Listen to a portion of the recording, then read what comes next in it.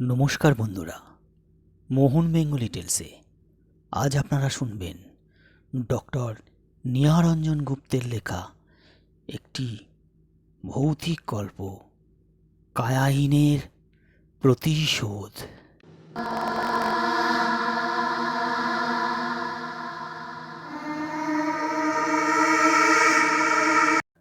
নির্জন প্রান্তরের বুকে একটা নতুন রেললাইন বসবে, আর তার পত্তন নাকি আমাকেই করতে হবে। সরকার একখানি চিঠি দিয়ে আমায় জানিয়ে দিলেন আমি যেন অবশ্যই অমুক তারিখের মধ্যে রওনা হয়ে পড়ি। ভৃত্যকে ডেকে ভালো দেখে একটা বিশ্বাসী লোক খুঁজতে বললাম। দেখতে দেখতে যাবার দিন এসে গেল, কিন্তু মনের মতো লোক আর পাওয়া গেল না। সেই নির্জন বনবাসে নিজের আত্মীয় স্বজন ছেড়ে সামান্য কটা টাকার জন্য কে যেতে চায় বলো? কিন্তু আমার যে সরকারি চাকরি, অগত্যা একদিন 2-4টে আবশ্যকীয় জিনিসপত্র নিয়ে গন্তব্যস্থানের উদ্দেশ্যে গাড়িতে চেপে বসা গেল।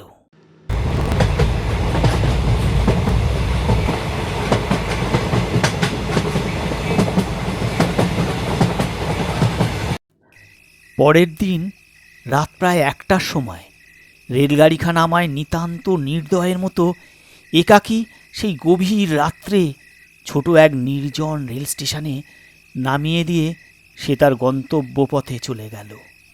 আমার জন্য 2জন কুলি ও একজন চাপরাশি স্টেশনে অপেক্ষা করছিল। খোঁজ করতেই তাদের সন্ধান পাওয়া গেল। তাদের মুখে শুনলাম আমায় যেখানে যেতে হবে সে স্থান এখান থেকে প্রায় 20 মাইল দূরে। যেতে হবে গরুর গাড়ি করে কিংবা হেঁটে। এই রাত্রে ওই দীর্ঘ পথ হেঁটে যাবার সাহস থাকলেও উৎসাহ আমার একটুও ছিল না। একখানা গরুর গাড়ি ভাড়া করে তাতেই উঠে বসা গেল। গাড়োয়ান গাড়ি ছেড়ে দিল। আমার সঙ্গের সেই লোকগুলো গাড়ির পেছনে উঠে বসল। গাড়ির দোলায় নিজের দূরদৃষ্টির কথা ভাবতে ভাবতে কখন যেন ঘুমিয়ে পড়েছিলাম। চাপরাশির ডাকে ঘুম ভেঙে গেল। বাবু, ও বাবু, বাবু গো।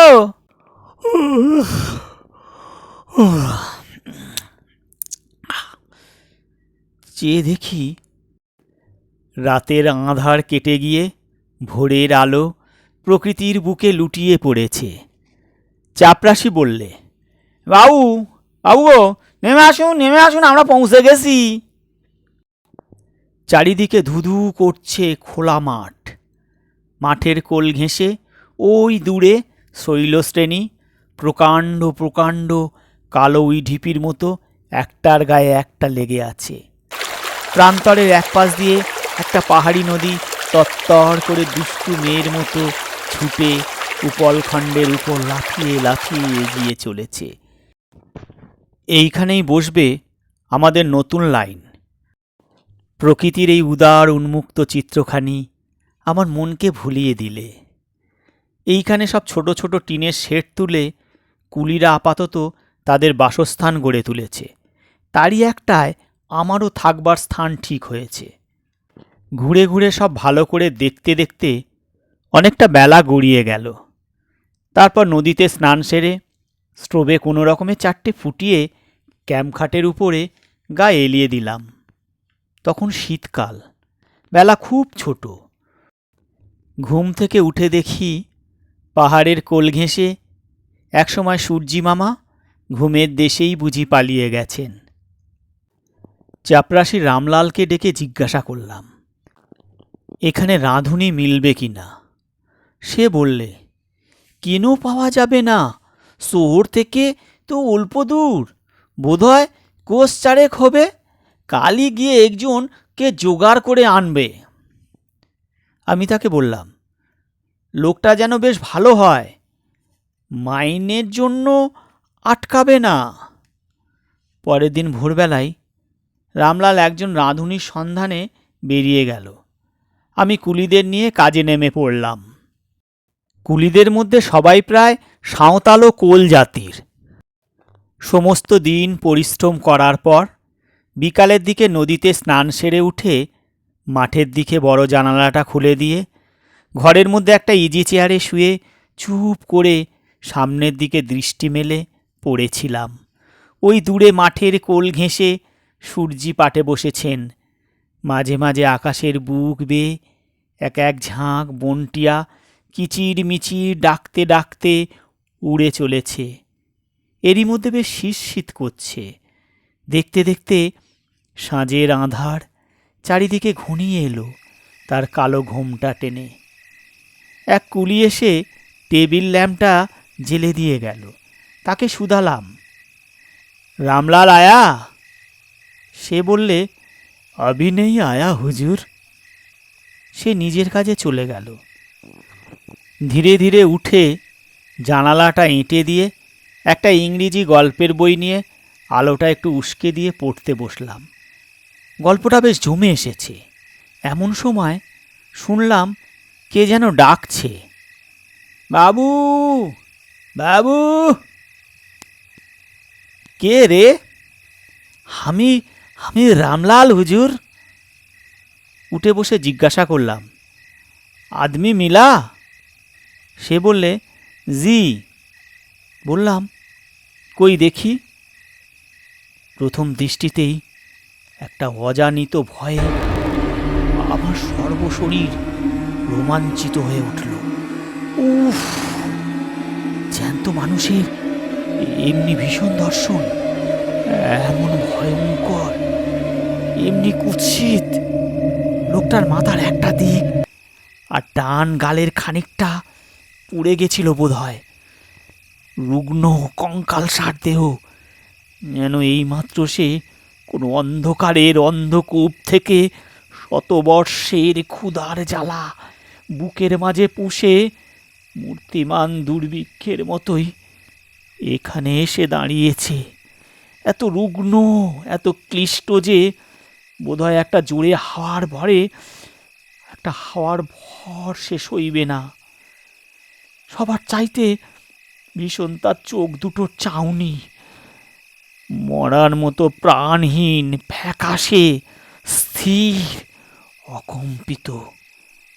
আলোয় ম্লান রশ্মিগুলো যেন যেখানে একটা ভীষণ মৃত্যুর ছবি দেখে শিউরে শিউরে উঠছে। প্রথমটায় গলা দিয়ে আমার স্বর বেরুলো না, কেন জানি না। অত শীতেও সর্বাঙ্গ আমার ঘেমে উঠেছে। অনেক কষ্টে রামলালকে শুধালাম, রামলাল, এর নাম কি? জি, ভুকনা। সে রাত্রে আমার চোখে এতটুকুও ঘুম ছিল না। চোখ বুঝলেই শুধু ভুকনা সেই মৃতের মতো ভীষণ ভয়াবহ চাউনি আমার দৃষ্টিপথে ভেসে উঠছিল। সকালে উঠে আমি রামলালকে নিভৃতে ডেকে বলে দিলাম, ও লোক আমার চলবে না। আমি জামা জুতো পরে কাজে যাব বলে ঘর থেকে বেরুতে যাচ্ছি। সেই সময় ভুকনা ঝড়ের মতো ছুটে এসে আমার পা দুটো জড়িয়ে ধরল। প্রথমটা আমি অত্যন্ত চমকে উঠেছিলাম, পরে নিজেকে কতকটা সামলে নিয়ে বললাম, এ কি করছো? আরে ছাড়ো ছাড়ো, পা ছাড়ো। রামলালের মুখে তার চাকরি মিলবে না শুনে সে আমার কাছে ছুটে এসেছে। সে বললে, নকরি না মিললে গোড় ছাড়বে না বাবু। আমি আমি बहुत गरीब आदमी है, हम नहीं छोड़ेगा आपको गोड़ नहीं छोड़ेगा हुजूर, हम गरीब आदमी है। তখন আর কি করা যায়? তাকে চাকরিতে বহাল করব বলায় সে আশ্বস্ত হয়ে ধীরে ধীরে উঠে বসল। কাল রাত্রে ম্লান আলোতে তাকে যেমন ভীষণ বলে মনে হয়েছিল, সকালে সূর্যের আলোয় আর তাকে ততটা ভয়ানক বোধ হলো না। বরং মনে মনে আমার হাসি এলো, বোকার মতো কাল রাত্রে ভয় পেয়েছিলাম বলে। ভুকনা আমার কর্মে বহাল হলো। দেখলাম লোকটা খুবই কাজের। এই অজানা অচেনা বিমুহে কিসে কেমন করে আমার সুবিধা হবে সেই দিকেই তার প্রখর দৃষ্টি। লোকটা কথা বলতো কিন্তু খুবই কম।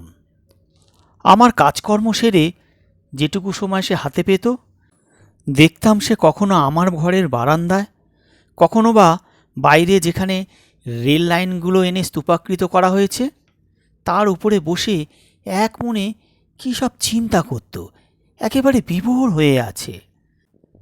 তাকে প্রথম দর্শনে তার উপর অহেতুক বিরাগের জন্য সত্যি পরে আমার যথেষ্ট অনুতাপ হয়েছিল। দেখতে দেখতে প্রায় 10টা দিন কেটে গেল। সেদিন শরীরটা তেমন ভালো না থাকায় সন্ধ্যের আগেই ভুকনাকে জানিয়ে দিলুম রাতে আর কিছু খাবো না। অন্য দিনের চাইতে অনেক আগেই বিছানায় এসে শুয়ে পড়লুম। ভুকনা এসে মাথার কাছে একটা টুলে ল্যাম্পটা বসিয়ে দিয়ে গেল। একখানা গল্পের বই নিয়ে পড়তে আরম্ভ করলাম। পড়তে পড়তে বোধহয় একসময় ঘুমিয়ে পড়েছিলাম। শরীরের ওপর একটা অস্বস্তিকর চাপে সহসা আমার ঘুমটা ভেঙে গেল। যে দেখি আলোটা কখন নিভে গেছে। মৃত্যুর মতো স্তব্ধ ঘন অন্ধকার ঘরের মধ্যে চাপ বেঁধে বসে আছে। দেহের উপর কে যেন একটা ভারী বস্তু চাপিয়ে দিয়েছে। ক্রমে সেই ভার বস্তুটাকে আরও বেশি ভারী বলে বোধ হতে লাগলো। এত শীতেও আমার সর্বাঙ্গ ঘেমে জল হয়ে গেল। অভাবিত এই ব্যাপারটা এতটা দিশাহারা হয়ে পড়েছিলুম যে সেই ভারী বস্তুটা ঠেলে গায়ের উপর থেকে ফেলে দেব এমন ক্ষমতাও ছিল না। চিৎকার করতে গেলাম, এমন সময় লোহার মতো শক্ত ও ঠান্ডা সাঁড়াশির মতো দুটো হাত আমার কণ্ঠনালী চেপে ধরল। সে চাপুনি আন বুঝি বেরিয়ে গেল। আমি দম নিতে পারছি না, আমার গলা শুকিয়ে আসছে। প্রাণপূর্ণ শক্তিতে সে হাতের নির্মম চাপ থেকে নিজের গলাটা ছাড়িয়ে নেবার চেষ্টা করতে লাগলুম, কিন্তু সে কি অমানসিক কঠিন চাপ! সেই অদৃশ্য শক্তির সাথে লড়তে গিয়ে শীঘ্র শান্ত হয়ে এলিয়ে পড়লাম। এমন সময় আপনা থেকেই সেই হাত দুটো আলগা হয়ে গেল।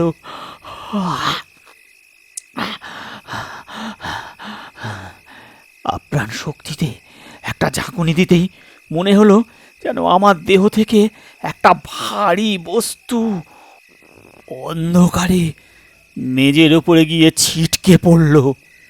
তারপরেই মনে হলো একটা মস্ত বড় ছায়া যেন দুলতে দুলতে ছুটে ঘর থেকে বেরিয়ে গেল।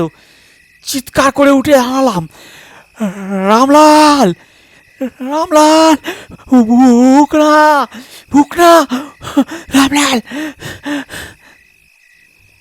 আমার চিৎকারে রামলাল আলো নিয়ে ছুটে এলো। একটু একটু করে সব তাকে খুলে বললাম। সে বললে, কই ডাকু আয়া। গোলমালে দু একটা সাঁওতাল কুলি ছুটে এলো। কেয়া হুয়া বাবু, এ বাবু কেয়া হুয়া। নিজে সকলের সঙ্গে নিয়ে ঘরের চারপাশে ভালো করে খুঁজে এলাম, কিন্তু কিছুই দেখতে পেলাম না। ঘরের মধ্যে ঢুকতে যাচ্ছি, দেখি সেই শীতের মধ্যে একটা মাত্র চাদর গায়ে জড়িয়ে ভুকনা বারান্দায় শুয়ে নাক ডাকাচ্ছে।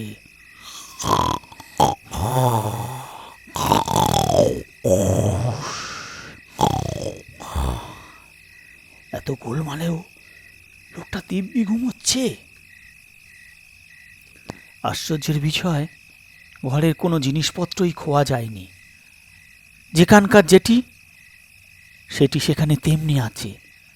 ভাবতে ভাবতে এসে ঘরের মধ্যে ঢুকলাম। তবে কি ব্যাপারটা আগাগোড়াই স্বপ্ন?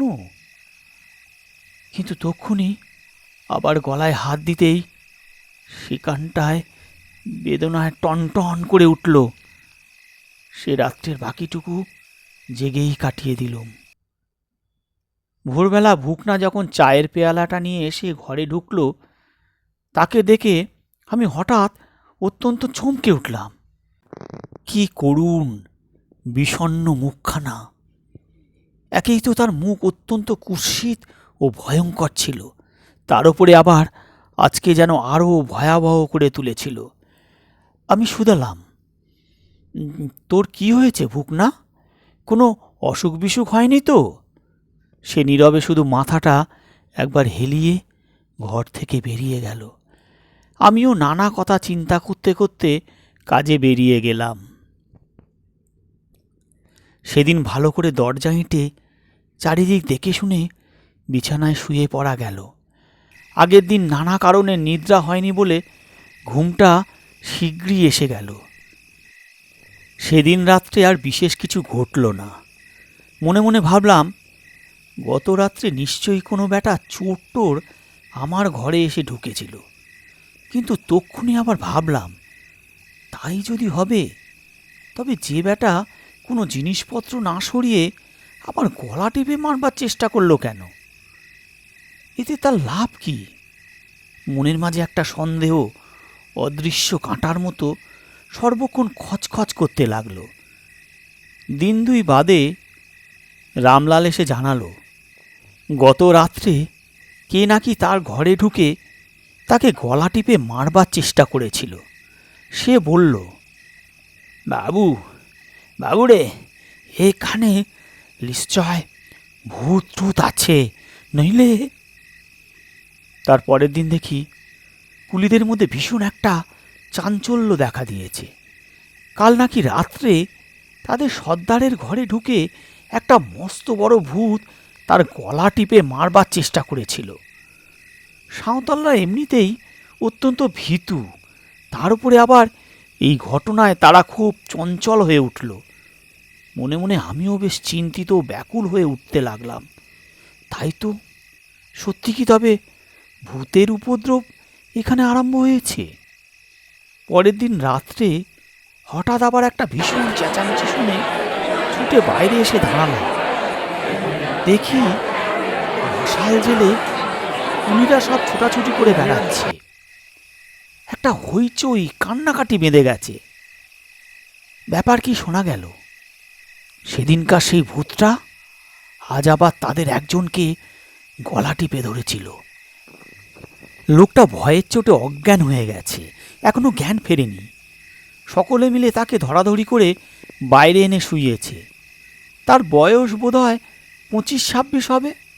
মুখ দিয়ে তখনও তার ফেনা উঠছে। বুঝলাম লোকটা আর বাঁচবে না।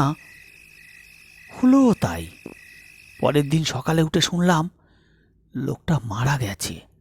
সঙ্গে সঙ্গে কুলিদের মধ্যে একটা ভীষণ চাঞ্চল্য দেখা দিল। তারা কেউ আর এখানে কাজ করবে না, সকলেই এখান থেকে চলে যেতে চায়। আমি তো মাথায় হাত দিয়ে বসে পড়লাম।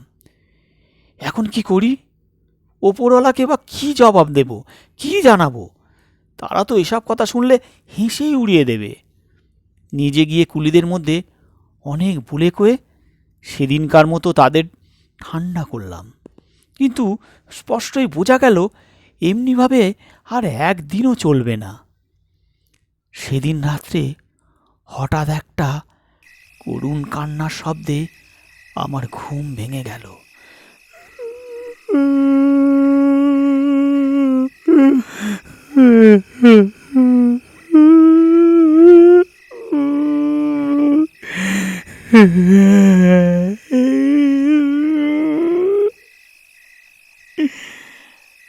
কে যেন বুক ভাঙা বেদনায় ফুলে ফুলে কাঁদছে আর কাঁদছে। এই রাত্রে কে এমন করে কাঁদছে? ভালো করে কান পেতে শোনবার চেষ্টা করলাম।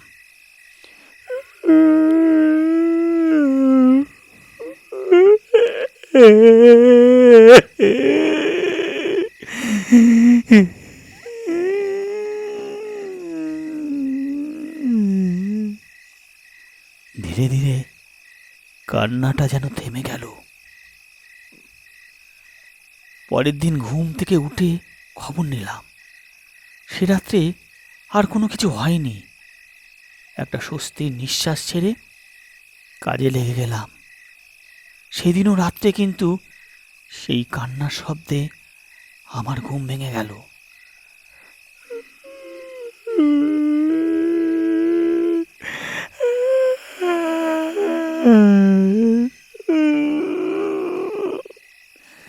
তাড়াতাড়ি বিছানা থেকে উঠে দরজাটা খুলে বাইরে বেরিয়ে এলাম।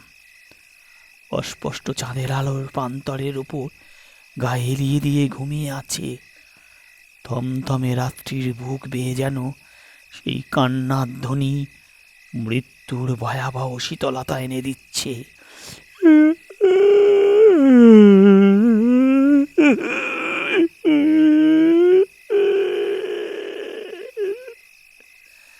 মাঝে মাঝে প্রান্তর হতে শীতের কনকনে ঠান্ডা হাওয়া হু করে ছুটে এসে হাড় পর্যন্ত কাঁপিয়ে তুলছে। গাটা যেন অকারণে ছমছম করে উঠল। বারান্দার এক কোণে সেখানে এসে একটা অভাবনীয় দৃশ্য দেখে চমকে উঠলাম। মাথার বালিশটার ওপর চেপে বসে ভুগনা প্রাণপণ শক্তিতে দুই হাতের মুঠোর মধ্যে কি যেন ধরবার আপ্রাণ চেষ্টা করছে। তার সমস্ত শরীর কি এক গভীর উত্তেজনায় ঠক ঠক করে কাঁপছে। সেই স্তিমিত চন্দ্রালোকে তার চোখের দিকে দৃষ্টি পড়তেই আমার মাথা চুল পর্যন্ত খাড়া হয়ে উঠল। সহসা সেই বালিশটা ছেড়ে দিয়ে সেইখানে লুটিয়ে পড়ে ফুলে ফুলে কাঁদতে লাগলো। উহ, সে কি কান্না! যেন তার সর্বশরীর ভেঙে চুরমার হয়ে যেতে লাগলো।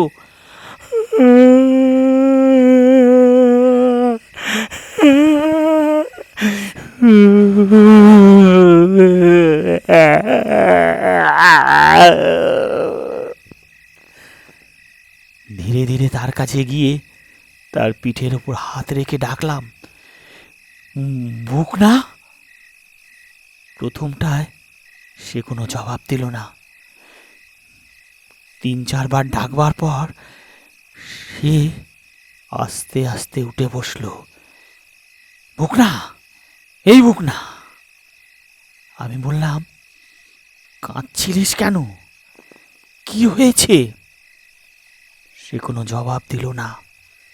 নীরবে শুধু ফ্যাল ফ্যাল করে আমার মুখের দিকে তাকিয়ে রইল। একটু পরে সে ঘুমিয়ে পড়ল। আমিও ধীরে ধীরে নিজের ঘরে এসে বিছানায় শুয়ে পড়লাম। কিন্তু বাকি রাতটুকু আর ঘুম এলো না। নানা চিন্তাতেই অতিবাহিত হয়ে গেল।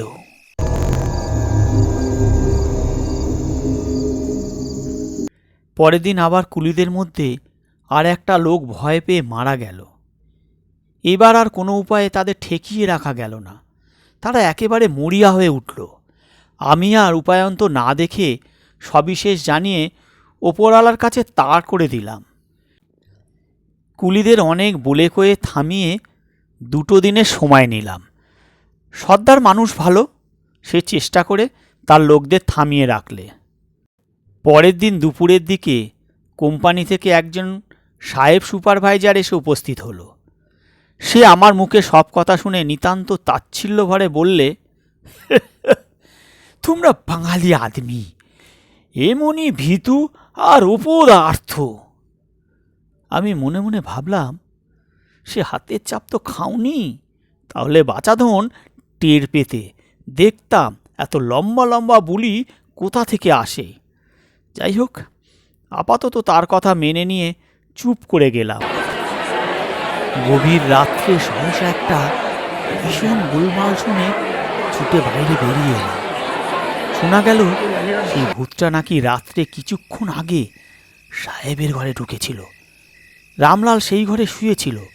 হঠাৎ গোঁ গোঁ শব্দ শুনে আলো জ্বালতে যাবে এমন সময় কে তাকে প্রচণ্ড একটা ধাক্কা মেরে ফেলে দিয়ে এক দৌড়ে ঘর থেকে পালাবার চেষ্টা করে। পড়ে গিয়েও রামলাল তাকে জড়িয়ে ধরে রাখবার অনেক চেষ্টা করে, কিন্তু সফল হয়নি। সে পালিয়ে গেছে। তখন সে চিৎকার করে ওঠে, আরে কে কোথায় আছো? এসো এসো, দেখো কি হয়ে গেল, সর্বনাশ হলো গো, এসো এসো। তার চিৎকার শুনে সকলে ছুটে এসে দেখে সাহেব বিছানার উপরে অজ্ঞান হয়ে পড়ে, আর মেজের উপরে আচ্ছন্নের মতো বসে রামলাল। প্রবল রক্তের স্রোতে তার চোখ মুখ সব ভেসে যাচ্ছে। ওষুধপত্র দিয়ে রামলালে মাথার ব্যান্ডেজ বেঁধে সাহেবের কাছে দুজন কুলিকে বসিয়ে আমার ঘর থেকে একটা ওষুধ আনতে যাচ্ছি। সহসা বারান্দার ওপর শায়িত ভুকনার ওপর নজর পড়তেই আমি আতঙ্কে শিউরে উঠলাম। তার পরনের জামা কাপড় রক্তে একেবারে লাল হয়ে গেছে। চকিতে কদিন আগেকার সেই রাত্রের ঘটনাটি মনে পড়ে গেল। আমি আর কোনো কথা না বলে সাত পাঁচ ভাবতে ভাবতে ওষুধ আনতে ঘরের দিকে পা বাড়ালাম। সাহেবের আর জ্ঞান হলো না। ভোর রাত্রের দিকেই এই অপদার্থ ভীতু বাঙালিদের মতো তার শেষ নিঃশ্বাস এই নির্জন স্বজনহীন প্রান্তরে চিরসমাধি লাভ করল। কিন্তু আশ্চর্যের বিষয়, সকালে অনেক খোঁজাখুঁজি করা সত্ত্বেও ভুকনাকে কোথাও খুঁজে পাওয়া গেল না। আমার মনে যে সন্দেহটা এতদিন অস্পষ্ট ছিল, আর সেটা বেশ স্পষ্ট হয়ে উঠল। দুপুরের দিকে সমস্ত কুলিরা পায়ে হেঁটে আমার সকল ওজোর আপত্তি উপেক্ষা করে শহরের দিকে চলে গেল। পড়ে রইলুম আমি, এখানে শুধু আমি আর রামলাল আর সাহেবের মৃতদেহ। কেননা তার আত্মীয় স্বজনকে আসার জন্য তাড় করা হয়েছিল। দেখতে দেখতে করুণ বিভীষিকার মতো আমাদের চোখের ওপর রাত্রি নেমে এলো। কি একটা ভয়ে গাটা ছমছম করে উঠল। কেবল মনে হচ্ছিল রাত্রির অন্ধকারে ঘাপটি মেরে চুপিসারে যেন কারা সব ছায়ার মতো যাতায়াত করছে। তাদের পায়ের শব্দ বুকের ভেতরটা ঠান্ডা বরফের মতো জমিয়ে দিয়ে যাচ্ছে। মাঝে মাঝে পরিত্যক্ত প্রান্তরের বুক হতে রাত্রির হিম শীতল বায়ু বাইরের বন্ধ দুয়ার জানালার ওপর এসে করাঘাত এনে যাচ্ছে। ঘরের মধ্যে আলো জেলে সাহেবের সব আগলে আমরা দুটি প্রাণী যেন পলে পলে দণ্ডে দণ্ডে মৃত্যুর অপেক্ষা করছি। ভয়ে আতঙ্কে ঝিমুতে ঝিমুতে কখন যেন ঘুমিয়ে পড়েছিলাম। সহসা একটা শব্দে ঘুম ভেঙে যেতেই চমকে চেয়ে দেখি ঘরের মাঝে দাঁড়িয়ে রয়েছে ভুকনা। তার দু চোখের ভেতর দিয়ে যেন একটা মৃত্যুর ক্ষুধা ঠিকরে বেরুচ্ছে। সহসা সে লাফ দিয়ে এসে আমার গলাটা চেপে ধরল। উফ, সে কি চাঁপুনি! প্রাণ বুঝি বেরিয়ে যায়। কিছুক্ষণ ঝটাফট করবার পর তার হাত দুটো আলগা হয়ে এলো। অনেকক্ষণ পর মিটমিট করে তাকিয়ে দেখি ভুকনা। হ্যাঁ, ভুকনা সাহেবের মৃতদেহটার ওপরে বসে তার গলাটা প্রাণপণে চেপে ধরেছে। আমি চিৎকার করে ডাকলাম, রামলাল, রামলাল! যখন জ্ঞান হলো তখন চেয়ে দেখি বদ্ধ ঘরের জানালাটা হা হা করে খোলা, আর ঘরের মধ্যে সাহেবের শবের পাশে রামলালের দেহটা অসাড় নিষ্পন্দ হয়ে পড়ে আছে। গায়ে হাত দিয়ে বুঝলাম দেহে তার প্রাণ নেই, সে মারা গেছে। খোলা জানালা দিয়ে ভোরের সোনালি আলো মুখের ওপরে পড়ে তাদের মূর্তি বিভৎস করে তুলেছে। আমি সবয়ে চোখ বুঝলাম। হঠাৎ বুকের ভেতরটা কেমন যেন করে উঠল।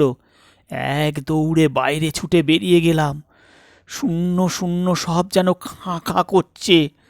ছোট বড় টিনের শেডগুলো শূন্য গর্ভ হয়ে যেন পরিত্যক্ত জনহীন প্রান্তরের বুকে মূর্তিমান বিভীষিকার মতো সব এক পায়ে দাঁড়িয়ে আছে। আর পিছন দিকে না চেয়ে ছুটতে ছুটতে ক্লান্ত হয়ে প্রায় সন্ধ্যার দিকে আমি শহরে এসে পৌঁছালাম।